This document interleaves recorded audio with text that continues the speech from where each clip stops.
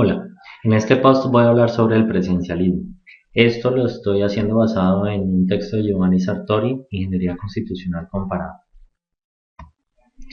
Lo primero es las características del presencialismo, que son tres. La primera es que tiene una elección directa o semidirecta por un periodo fijo del presidente. Directa es que los ciudadanos votan directamente por un candidato. Yo soy de Colombia, por lo tanto nosotros como colombianos votamos directamente por el presidente, pero hay otros casos que es semidirecta, como el de Estados Unidos, en los cuales en cada estado se vota, el que obtenga la mayoría obtiene los colegios electorales y luego el que tenga más colegios electorales es el que termina ganando la presidencia. Esa es una elección semidirecta. Pueden pasar casos bien peculiares como la elección entre Bush y Al Gore, que Al Gore obtuvo más votos nominalmente, pero dado que es un sistema de elección semidirecta en Estados Unidos, pues los colegios electorales, pues Bush tuvo más colegios electorales, por lo tanto quedó de presidente. Entonces, pues son los dos casos. El segunda característica es que no es designado o desbancado el presidente por el Parlamento, ¿sí? Esto no significa que no el Congreso o el Parlamento, que esa va a ser la denominación genérica que tenemos aquí, no tenga poder sobre parte del Ejecutivo, porque en efecto puede existir censura a los ministros y los pueden llegar a echar. El tema pues de que no es designado desbancado del presidente por el Parlamento no es pues que no se puede bajo ninguna circunstancia. Existen unas circunstancias especiales, como que esté muy enfermo, o ya pues tener un problema legal inmensamente grande, pero pues en términos generales es muy difícil o casi imposible desbancar.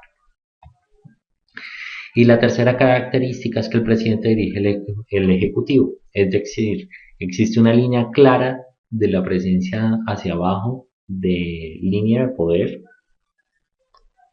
en el Ejecutivo. Esas son las tres características que nos plantea Sartori. Un poco más de definiciones. Por ejemplo, en Bolivia se escoge el presidente entre los tres principales candidatos que obtuvieron la mayor cantidad de votos, ¿sí? Pero aquí es difícil decir que es una elección directa o semidirecta, porque si bien la gente vota, se sacan los tres y no necesariamente el que tenga más votos es el que va a quedar, ¿sí? Y esto porque es importante, porque según el texto, el criterio más importante es el de la elección directa o semidirecta. Y esto se sabe si el órgano, el Parlamento o el Congreso toma decisiones o si simplemente refrenda.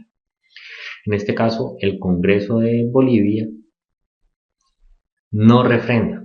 Es decir, no llega a una decisión entre los tres que más votos obtuvieron y escogen el que más votos obtuvo, sino que escogen el que más les conviene, ¿sí? Por lo tanto, es un poco parecido al parlamentarismo, que en un posterior hablaré al respecto. Entonces, en este caso, es difícil decir que Bolivia es un sistema presidencialista por esta característica, se viola. Además, eh, Sartori nos plantea que el presencialismo está anclado en América. Básicamente existe el presencialismo en América Latina. Es donde más existe, al menos de una forma medianamente estable. Y según él, es porque al luchar por la independencia y en efecto obtenerla, los países deben escoger su jefe de Estado. En Europa no pasaron por ese inconveniente porque existía la figura del rey que era el jefe del Estado. Entonces lo que hicieron fue tener un jefe de gobierno, que es el primer ministro.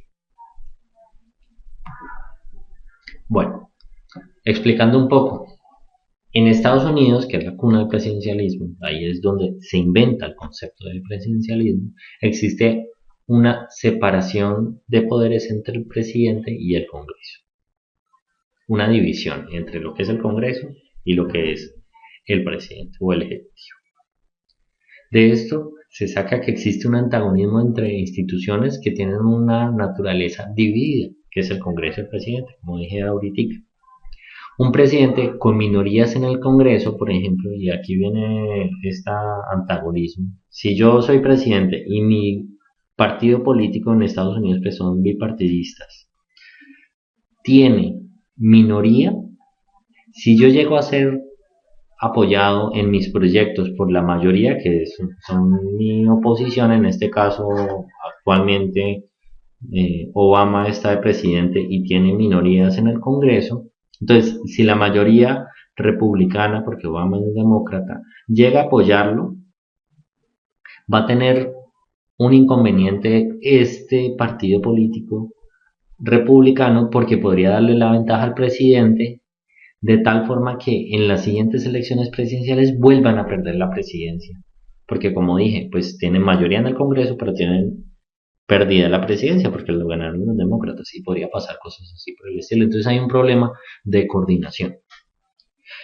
Esto lleva a que en realidad en el sistema de partidos y el sistema político de Estados Unidos existan acuerdos de tipo consocietales.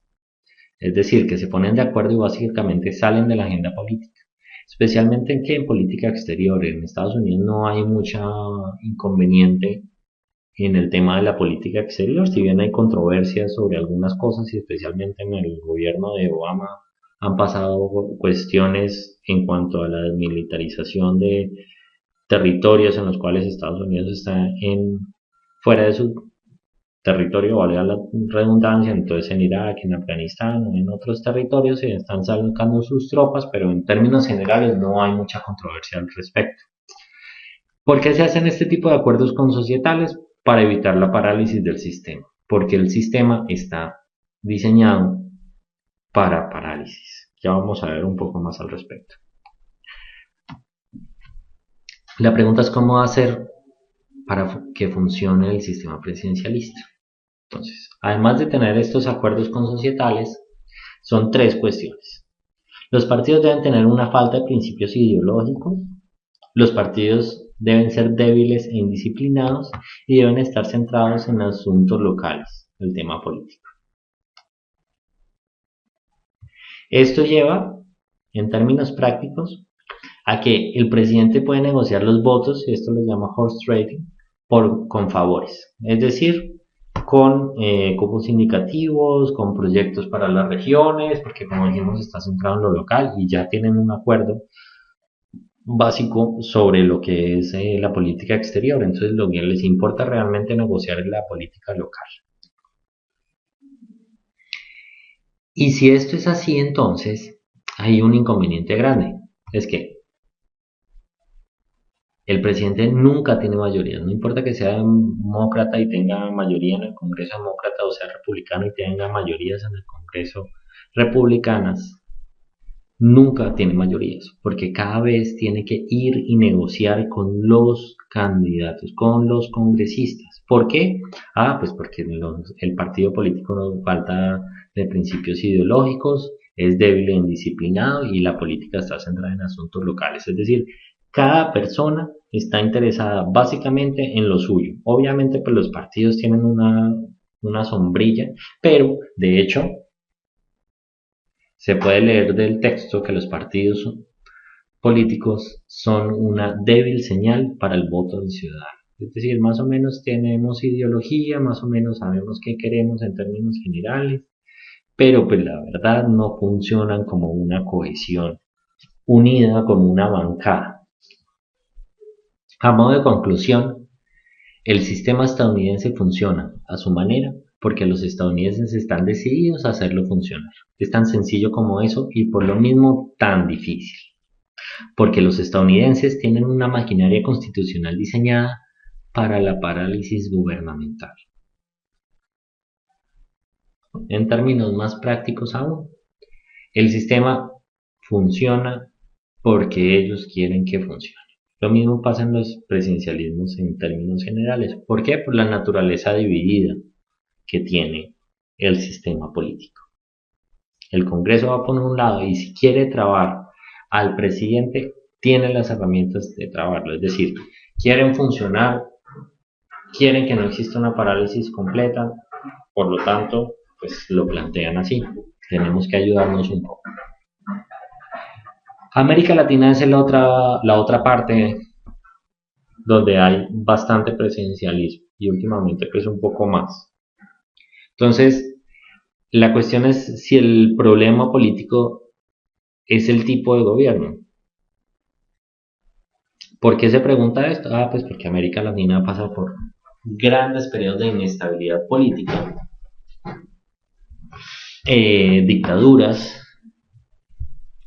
regímenes que difícilmente se pueden decir que son democráticos, ¿sí? Entonces, ¿cuál es el problema? Pues que existen problemas inherentes en el apoyo para ejecutar los proyectos del Ejecutivo con el Congreso, por lo que decíamos hace un momento de la división de poderes. Lo mismo pasa porque es el mismo sistema en términos generales que en Estados Unidos. Lo que pasa es que en América Latina no está tan generalizado el tema del bipartidismo, pero el problema inherente es el apoyo para ejecutar los proyectos del Ejecutivo. ¿Cuál ha sido una de las grandes soluciones? Aumentar poderes del presidente. Y esto es justamente lo que se ha hecho. Pero esto lleva a temores de golpes de Estado o a querer en efecto quitarle atribuciones al presidente. La cuestión cuál es, que lo anterior no es el problema no son los poderes del presidente, el problema está inherente al sistema, es la separación de poderes que oscila entre el abuso y la falta de poder. ¿Por qué? Pues porque existe una división rampante. Otra pregunta que plantea el autor es si es necesario un cambio hacia el parlamentarismo. La respuesta no tan clara que pone, pero bastante bien argumentada, es que no. ¿Por qué? Porque el Parlamento necesita unos partidos políticos fuertes. Él dice, por ejemplo, este libro fue escrito en 1994. Él dice, de pronto Chile podría funcionar y llega a la conclusión que no, los partidos no son suficientemente fuertes. Argentina le pasa exactamente lo mismo y el único caso medio esperanzador era Venezuela. Yo estoy haciendo este post en 2014 y pues después de 20 años de haber escrito este texto, ha pasado una revolución en Venezuela. En este momento, difícilmente podríamos hablar de que un cambio al parlamentarismo funcionaría. ¿Por qué?